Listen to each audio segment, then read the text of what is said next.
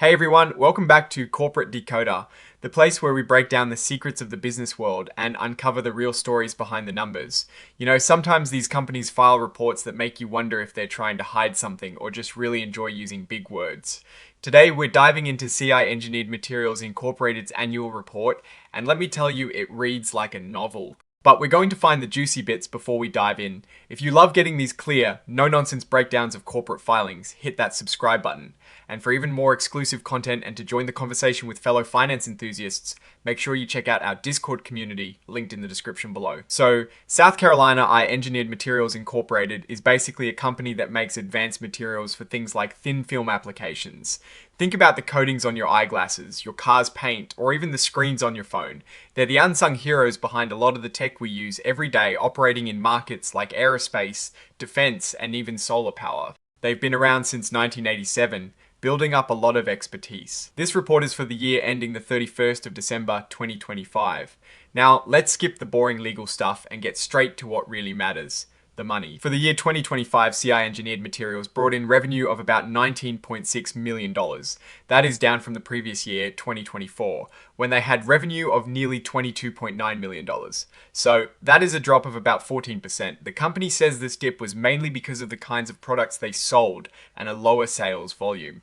Imagine a baker selling fewer fancy cakes and more simple cookies. The overall money might go down. Now, gross profit is what is left after you subtract the direct costs of making the product. For 2025, their gross profit was just over $5 million.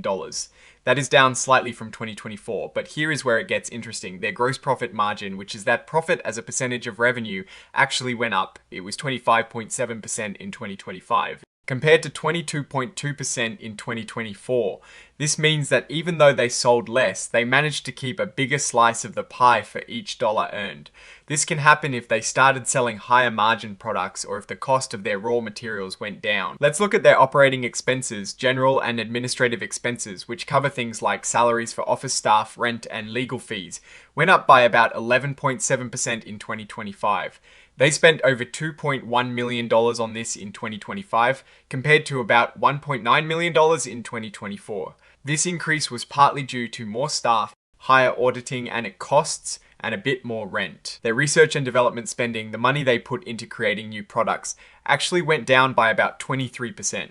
They spent around $434,000 in 2025, down from over $564,000 in 2024. They explained this by saying they introduced 2 new products in 2025, so they spent less on materials for that specific research. Marketing and sales expenses increased by about 15.7%. They spent close to $601,000 in 2025, up from about $519,000 in 2024. This increase was driven by more staff in their sales department and higher costs for attending trade shows, including some international ones. This suggests they are trying to boost their presence in specific niche markets. So, what about the bottom line, net income, which is the company's profit after all expenses, was about $1.7 million in 2025. This is a bit lower than the nearly $1.9 million they made in 2024. The slight decrease in profit was due to that lower revenue and higher general administrative costs. But it was partly offset by increased interest income from their investments. Now, let's talk about their cash situation. As of the 31st of December 2025, SCI Engineered Materials had about $7.9 million in cash. That is up from about $6.7 million a year earlier. This increase came from the cash they generated through their regular business operations, even though they also invested in new production equipment and bought more investments. Working capital, which is a measure of a company's short-term financial health, was about $8.4 million at the end of 2025. That is a small increase from 2024 when it was around $8.2 million. This healthy working capital means they have enough resources to cover their short-term debts and operational needs. Cash generated from operating activities was strong in 2025, coming in at over $3.2 million. That is a significant jump from about $2.3 million in 2024. This is good news because it shows the core business is generating a healthy amount of cash, which is key for any company's long-term success. On the investing side, they used about $1 million in 2025, mainly for buying new production equipment. They also increased their investments in marketable securities, which are like short-term safe investments. In their financing activities, they spent $500,000 in 2025 to buy back some of their own stock. This is often a sign that a company believes its stock is undervalued or wants to return value to shareholders. And here is something that makes investors happy. SCI Engineered Materials had no debt outstanding at the end of 2025 or 2024. That is right, zero debt. This is a really strong financial position, giving them a lot of flexibility. The company recognizes revenue when it transfers control of a product to the customer, which usually happens when the products are shipped. They have two main customers who accounted for a huge chunk of their revenue, 66% and 18% in 2025. This shows a significant customer concentration risk, which is something we've flagged before. They reported accounts receivable, which is the money customers owe them,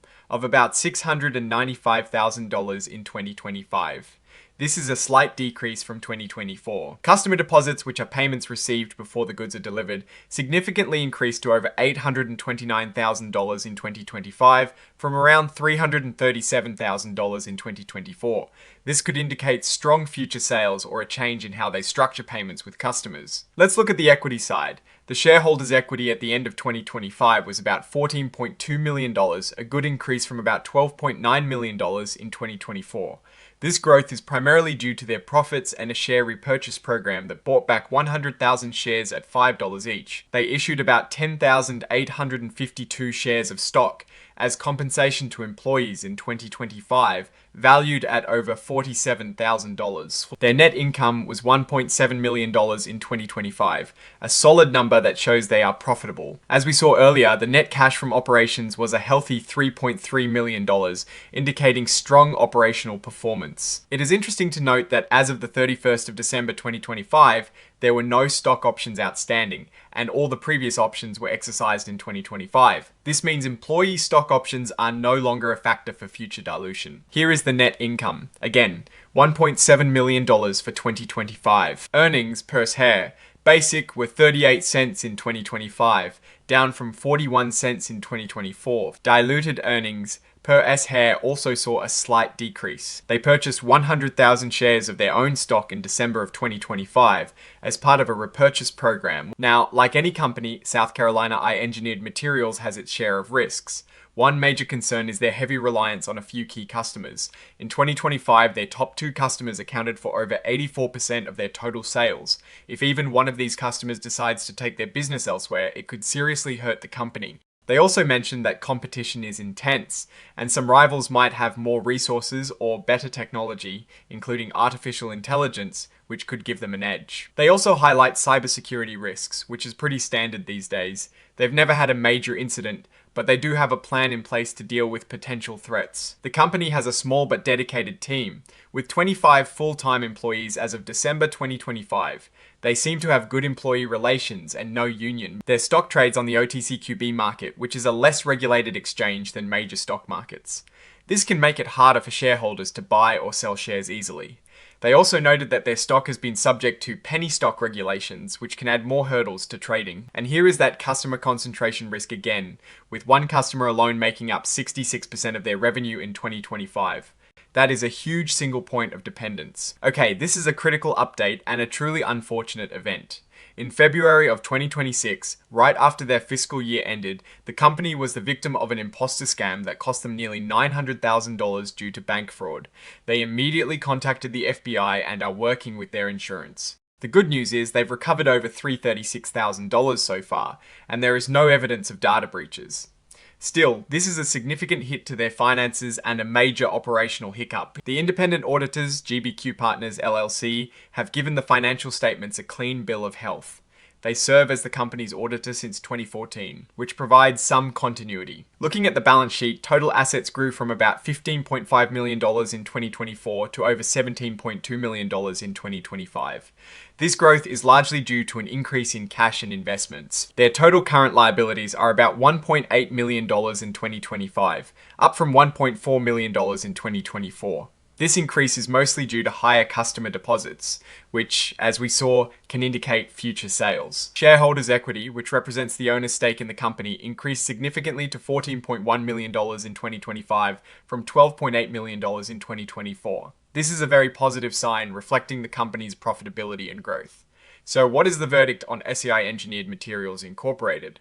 On one hand, they are profitable, have zero debt, and are generating strong cash flow from operations. They're also investing in new equipment and seem to be managing their costs well, as seen by the rising gross margin. Their focus on niche markets and advanced materials like those in the photonics industry could be a smart long-term strategy. However, that customer concentration risk is a major red flag. Relying so heavily on just a couple of clients for the vast majority of your revenue is like building a house on a single pillar. If that pillar crumbles, the whole structure is in danger. And that recent imposter scam, while they're recovering funds, is a stark reminder of the operational and security risks they face. Overall, South Carolina Engineered Materials seems to be a financially sound company with promising technology, but their heavy dependence on a few major clients and the recent fraud incident introduced significant vulnerabilities. It will be interesting to see how they diversify their customer base and secure their operations in the future. Alright, that is our breakdown of SCI Engineered Materials' latest annual report. What do you think about their financial health and the risks they face? What are your thoughts on that recent fraud incident? Let us know in the comments below. If you found this analysis helpful, please hit that like button and subscribe for more in-depth corporate dives. And as always, join our growing community on Discord, linked in the description. Thanks for watching, and we'll see you in the next video.